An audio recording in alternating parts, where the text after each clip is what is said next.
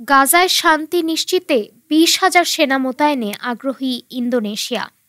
23 September জাতিসংঘের সাধারণ পরিষদের অধিবেশনে দেওয়া ভাষণে দেশটির প্রেসিডেন্ট প্রাবো সুবিয়ান্তো স্বাধীন ফিলিস্তিনের পাশাপাশি ইসরায়েলের নিরাপত্তা নিশ্চিতে এই প্রস্তাব দেন। সুবিয়ান্তো বলেন, পৃথিবী আজ সংঘাত, অবিচার এবং ক্রমবর্ধমান অনিশ্চয়তার মধ্যে রয়েছে। প্রতিদিন আমরা দুর্ভোগ, গণহত্যা, আন্তর্জাতিক আইন ও মানবাধিকার লঙ্ঘনের সাক্ষী হচ্ছি।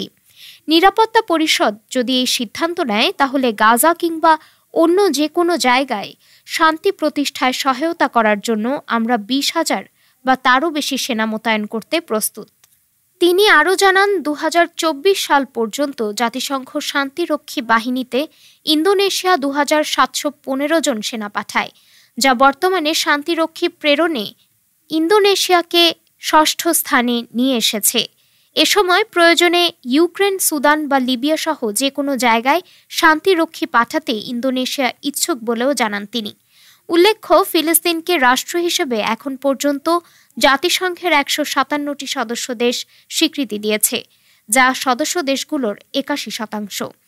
জাতিসংঘের সাধারণ পরিষদের 80তম অধিবেশনে কানাডা, অস্ট্রেলিয়া, পর্তুগাল, যুক্তরাজ্য, ফ্রান্স, লুক্সেমবার্গ, মাল্টা, মোনাকো, অ্যান্ডোরা ও বেলজিয়াম আনুষ্ঠানিকভাবে ফিলিস্তিনকে স্বীকৃতি দেয়।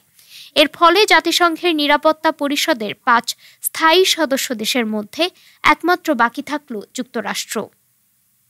ডেস্ক রিপোর্ট, আজ বার্তা।